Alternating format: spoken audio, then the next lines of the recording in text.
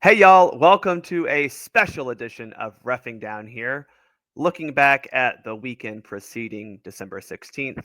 I am Bart. I am host of the Soccer for Us podcast here on the SDH network. I also make regular appearances on the SDH morning show on Mondays at 10 a.m. to talk about referee decisions and other U.S. soccer news. Obviously, that did not happen on this Monday as we are kind of in the festive period for SDH, and that means that there's a lot of moving parts that can't seem to come together, and we do these kind of asynchronous recordings. On this particular segment, I'm going to look at three incidents from the past weekend. First, the Manchester Derby mass confrontation, the Reds seeing red against Fulham, and how the refs handled a College Cup semifinal. Now, while I have you, let me ask you to follow my show on Twitter and Blue Sky at Soccer for Us Pod. Also, you can support my work at buymeacoffee.com slash buymeacoffee.com slash soccer for us pod. My show comes out on the same feed as the Soccer Down Here shows. So, whatever podcatcher you use to listen to Soccer Down Here, you can use that to listen to Soccer for Us. And, when they drop, they drop. Hopefully, we have one coming out this week. So, look forward to that. All right, let's get started. First, a mass confrontation incident in the Manchester City Manchester United match. So this will cover laws 12 and 5 as we dig into it. On Sunday, on the blue side of Manchester, Manchester City and Manchester United had a coming together of sorts. In the 38th minute, there was a long ball into the Manchester City defensive third. Kyle Walker goes to defend it and just runs into Rasmus Højlund for Manchester United, undercuts him very carelessly. Anthony Taylor called the foul, but that foul sparked a contentious series of events that we're going to talk about. Now, Walker fouls him. Taylor calls the foul, points for the free kick, but Højlund is upset, to say the least. This came basically right after right after Manchester City scored to take the lead. So it's safe to say that there were some tensions rising for United, who have been, on a decent run of form since the new coach took over, but still scrapping for any points they can find in the league table. And Højlund did not like this challenge on that Kyle Walker made on him. So he kind of walks over to Walker, puts his forehead against his, and then Kyle Walker just falls down. After that, a very clear flop, I will say. The two teams came together to exchange pleasantries and put some hands on each other, including Andre Onana, who came up from his position in the Manchester United goal to, I don't know, get involved for some reason. Lots of little pushes, lots of exchanges of maybe sharing the peace if this were an Anglican communion church up there in England. But nothing major happened, and I think that this is a great example of Anthony Taylor refereeing fairly well. So that's why I wanted to talk about it. So like I said, this covers law 12 and 5. Taylor did see the whole thing, and this is something we've talked about on the SGH morning show, the referees taking a step back to get a look at the confrontation as a whole. And so Taylor sees not just the foul that he calls, he then spots Højlund and Walker kind of come together for a second. And I think that's why he didn't really do anything drastic in that moment. He didn't rush to give out any cautions because he saw what happened. He saw Kyle Walker flop.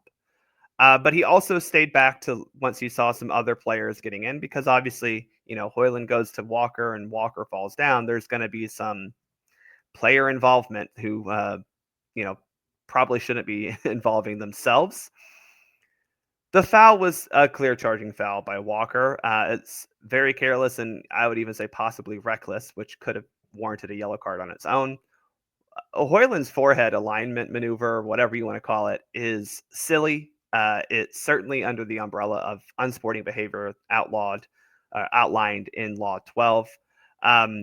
And the ensuing kerfuffle didn't get out of hand. And I think that then goes to Law 5, a good example of Anthony Taylor using this discretion. So, under Law 5, the referee is charged with controlling the match in cooperation with the other match officials. So, Taylor takes a step back, watches everything unfold, watches the players come together, put some hands on each other, little silly things.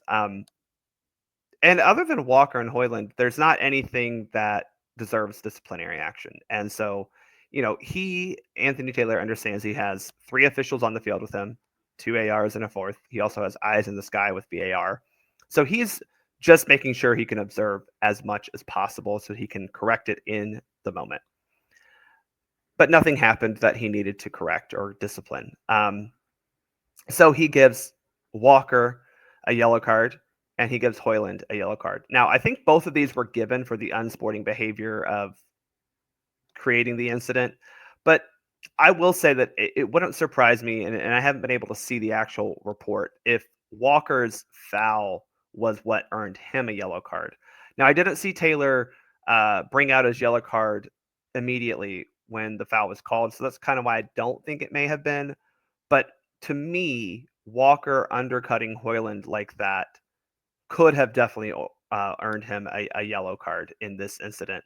But he didn't. Both, I think, are going to be listed as unsporting behavior. But I do want to point out that Walker's a little lucky he didn't get the yellow card for a reckless foul, which still would have been unsporting behavior technically. I don't think there was anything else. No red cards needed. This is not a headbutt at all. It was calm. It was it was caressed, really. He didn't use force at all to make contact with Walker, which is kind of why this never really needed to be escalated to a red card, and VAR didn't get involved. There was no excessive force. This was not an act of violent conduct. This is just unsporting behavior, silly behavior, stupid behavior, if you will. So nothing more needed here in this particular incident. Now, I want to fast forward in this game a little bit at the request of Abby Schiffman, who is a great follower and friend of not just the STH family of networks, but also my show, Soccer for Us. And Abby wanted me to talk about a potential penalty kick not called in the 60, I believe it happens in the 66th minute for Manchester United. Now, again, Manchester United chasing a goal. Spoiler alert, they do get a goal at the end. They get two goals at the end to steal 3 points from Manchester City. But in this incident, in the 65th minute, Hoyland gets a through ball, lofted through ball, and Ruben Diaz is defending. Now, Hoyland is running onto the ball. Diaz does seem to get his body position in front of Hoyland, but he does so by extending his leg to try to kick the ball away. He does not make contact with the ball and kind of does make contact with Hoyland. However, his leg more so interferes with Hoyland's ability to then chase the ball that kind of had already gone away. No one had any control of the ball in this moment. The referee did not call a foul, and then did not call a penalty kick. To my knowledge, it wasn't really reviewed. Maybe for a hot second there, the VAR did check it because it was a, if you will, a controversial play. But when you look at it again, I understand Abby was wondering that, why it wasn't a penalty kick. She thought it was. And I think the biggest thing is because if we're talking about VAR seeing a clear and obvious error here, this didn't seem to be clear and obvious that it was a foul, right? This is a 50-50 challenge. Diaz doesn't necessarily win the ball, but he doesn't make any real contact with Hoyland. And in fact, him putting his leg out, Hoyland runs into him.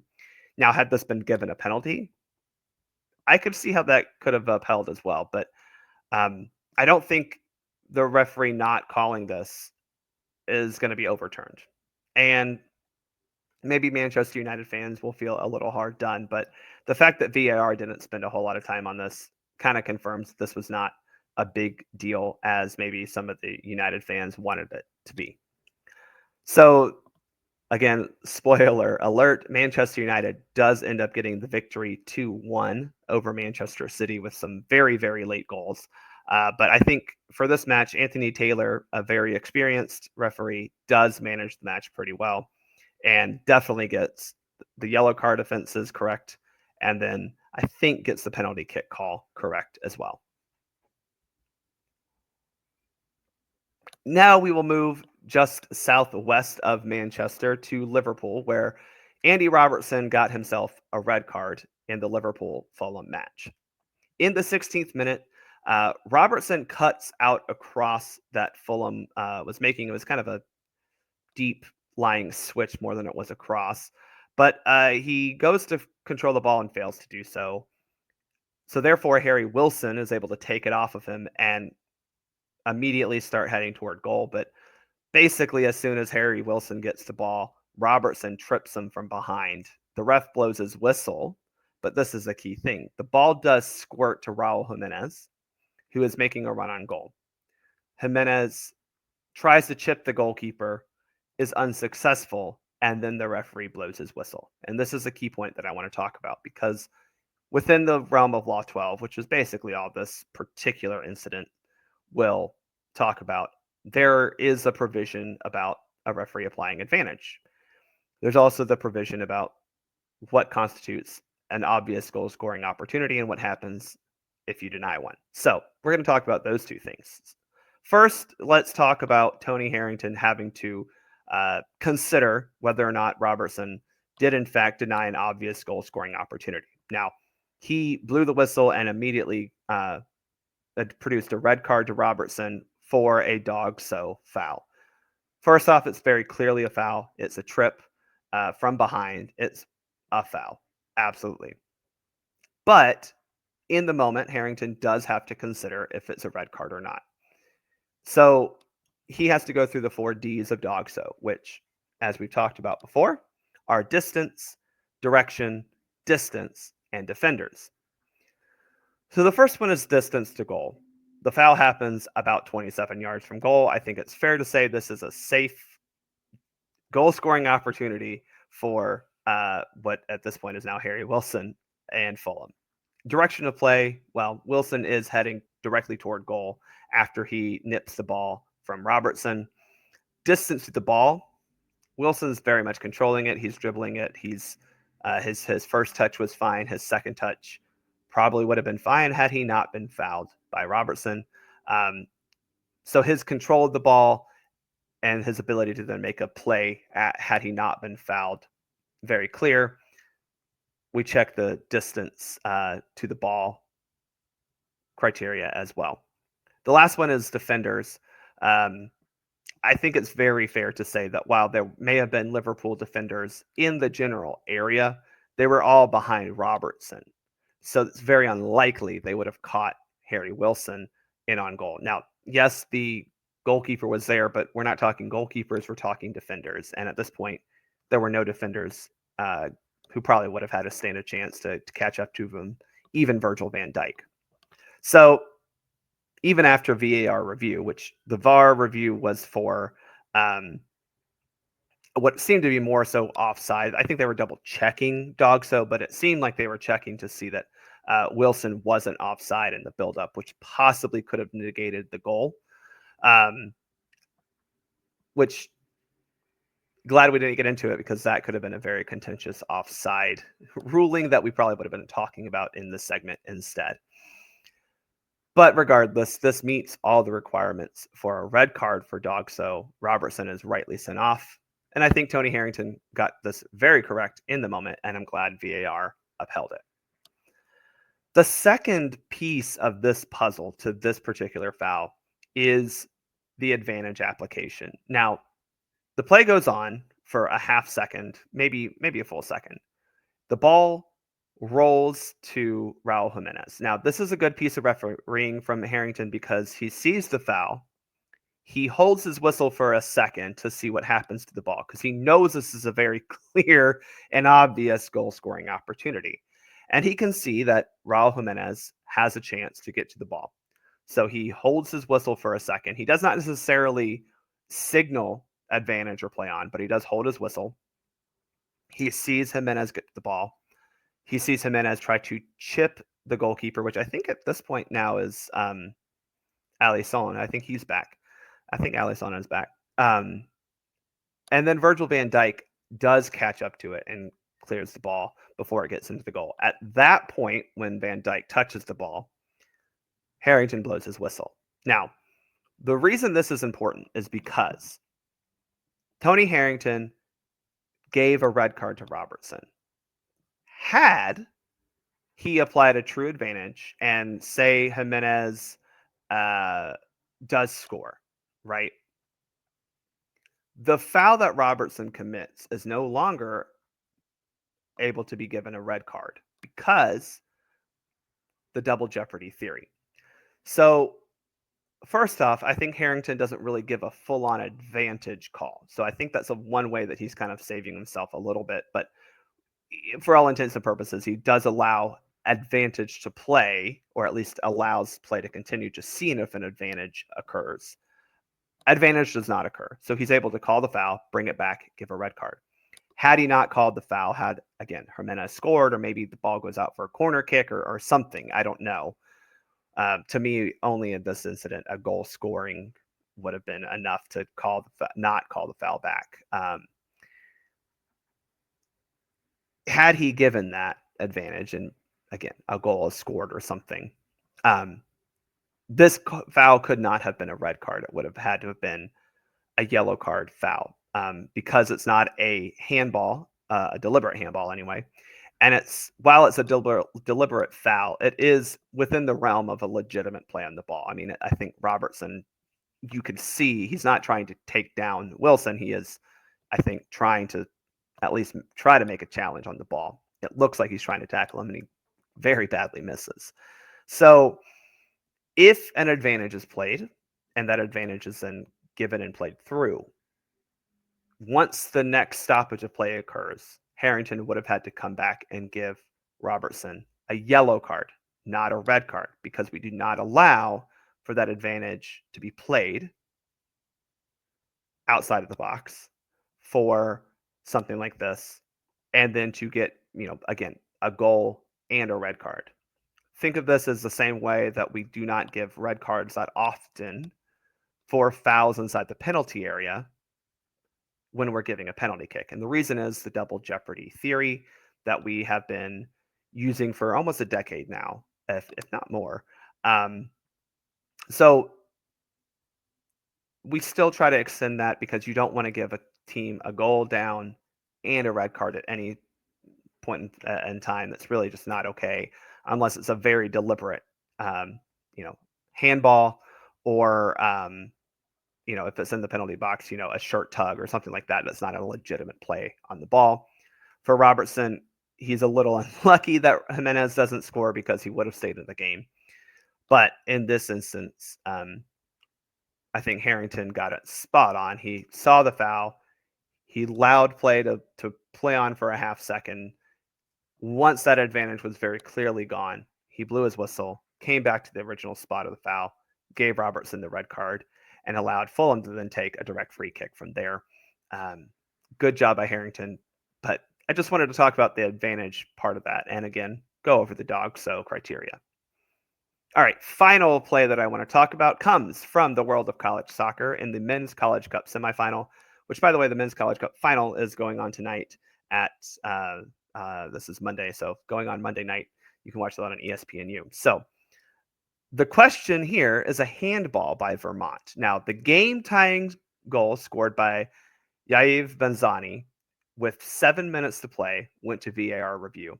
He scores on a very nice lofted through ball. He controls it with what looks like his chest, but there is maybe a little bit of a possible handball, which again is why it goes to VAR. He controls it with his chest, brings it down, slots it under the goalkeeper, goes to the corner flag to celebrate. We've got a tie ball game. Looks like the College Cup semifinal is heading to overtime. But VAR wants to take a look. And now VAR in college is a little bit weird because the camera angles are basically only accessible, the only camera angles accessible are those from the television. So we're a little lucky that we have TV for these games. But Vermont, is celebrating. VAR wants to take a check, and when you look at it, it wasn't that long of a check, but it was long enough to kind of make you question what they were going to do. I think the reason why this was checked, and we'll talk about Law 12, is because there's kind of a double touch around his shoulder area, and that's the cause for the pause, right? So Law 12 defines the boundary of the arm as the armpit. So anything above the armpit, you can play. Anything below the armpit, you can't play. A lot of times we can look at that as the sleeve of the jersey. That's not a cut and dry rule for a number of reasons, but it's a good way to kind of visualize it, right? Where that jersey goes down mid bicep, if you will. The first touch hits right at his upper bicep on his left arm. Then the ball goes back across his body and hits right about where the shoulder joint is on his right arm. In live action, it looked clean, but the double deflection, I think, is why VAR kind of wanted to question it. However, both of these touches are legal and legitimate, and Bazzini, you get a goal, you're celebrating. It's a good goal, and then Vermont goes on to win, not just in overtime, but in penalty kicks. So that game tying goal stands. We go to penalty kicks. Vermont takes it. They will be playing Marshall in the College Cup final. So some college soccer action. Now, again, VAR in this we were lucky we had some good camera angles. Shout out to ESPNU for bringing all the cameras. We did get to have a couple of looks at it.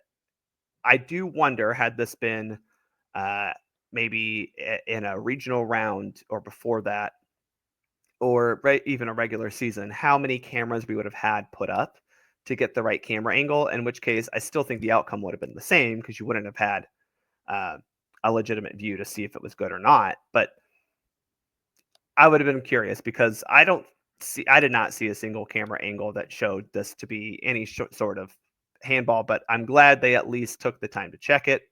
Again, it's a very important goal. It's a game deciding goal, really. I mean, we go from Denver being ahead to Vermont tying. And it's worth taking a look and checking it. But again, that boundary for a playable part of our arm is the armpit, right? So if you look at your armpit, you go down here, it's again around your mid bicep. Some people like to use it as the shoulder, or excuse me, the sleeve at the end of the sleeve, but it's around the mid bicep really that we're looking at. And both of these touches by Bazzini to control this ball and score, completely legal. Love to see that from the referee crew. Well, that's all I have for you. I just wanted to talk about those three instances. I'm sure you'll be hearing from me throughout the holiday season as I give you some more updates, not just on reffing down here, but also on U.S. soccer. You can hear episode 106, I believe, of Soccer for Us coming out this week as well. It'll be a full length episode. It's about an hour long with my friends, US Keeper and USMNT Corner. We'll be talking about the year in review and the year that was for US soccer. So again, I'm Bart for Soccer for Us podcast, here for reffing down here on this SGH special edition. You can follow me on Twitter at Soccer for Us Pod. You can follow me on Blue Sky at Soccer for Us Pod. I hope everyone has a wonderful evening, and I will talk to you next time.